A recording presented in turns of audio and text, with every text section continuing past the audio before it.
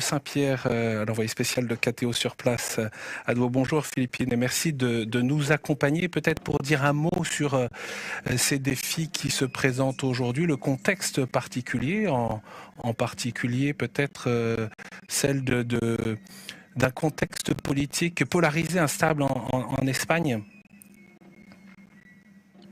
Peut-être d'abord un mot, Étienne, pour ceux qui regardent ces images depuis l'arrivée de Léon XIV au Palais Royal ici de Madrid. Le pape n'est pas spécialement petit, il a une taille tout à fait classique. C'est le roi Felipe VI qui est très particulièrement grand. Il affiche 1,97 m ou 98 selon les notices biographiques. Voilà, c'était juste pour marquer cette singularité de la différence de taille qu'on observe entre les deux. Alors oui, peut-être dire qu'on est dans un contexte politique un peu singulier aujourd'hui avec ce gouvernement qui a eu maille à partir avec l'Église sur un certain nombre de sujets de société. On pense à la loi sur l'euthanasie, à la constitutionnalisation de l'avortement, à la question de l'enseignement catholique et même de l'enseignement de la religion à l'école, qui ont été des points de débat assez forts avec l'Église. On est aussi à un moment de bascule historique où il y a quand même encore une forme de guerre des mémoires, même si techniquement les jeunes générations ne se reconnaissent plus dans le clivage des deux Espagnes héritières du franquisme ou des républicains. Mais il y a toujours cet enjeu de la guérison de la mémoire avec des batailles qui ont été menée par le gouvernement de Pedro Sánchez à l'occasion du 50e anniversaire de la mort de Franco, notamment, pour tenter de faire disparaître tout à fait ce qui peut rester de culte ou de dommages mémoriels au franquisme dans une partie de l'Espagne, et avec évidemment cette question de la situation de l'Église catholique qui a soutenu pour une part le régime de Franco, en tout cas dans ses premières années avant de s'en détacher. Il faut le souligner aussi assez nettement, en particulier en condamnant le national-catholicisme. Il y a de cela bien longtemps déjà, mais l'Église elle-même a été traversée, comme toute la société espagnole, par ces lignes de fracture entre franquistes ou progressistes.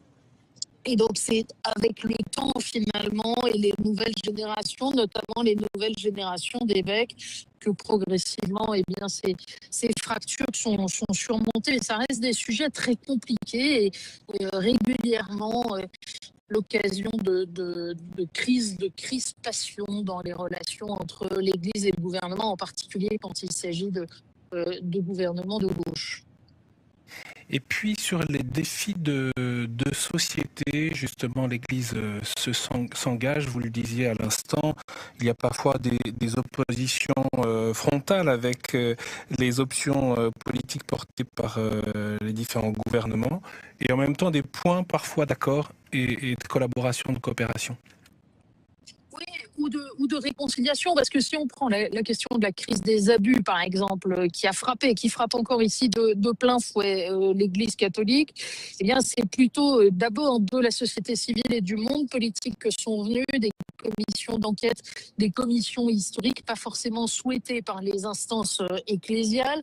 On se souvient qu'une commission avait fait état de près de 400 000 victimes en Espagne au cours des 60 ou 80 dernières années, une extrapolation statistique qui avait été fortement contestée à l'époque par l'archevêque de Madrid. Et puis finalement, eh bien, l'Église d'Espagne, à son tour, est entrée dans cette démarche d'accueil des victimes, dans cette démarche de réparation petit à petit, et dans cette démarche de reconnaissance des abus et de déploiement d'une politique de prévention. Donc on peut dire que finalement, après des moments très tendus, il y a convergence. Et puis si on prend un autre sujet de société, Étienne, très prégnant ici, qui est la question des migrants, ce sera évidemment le thème de la troisième partie de la visite du pape Léon dans les Canaries en particulier, qui sont vraiment aux avant-postes de cette crise migratoire de la Méditerranée.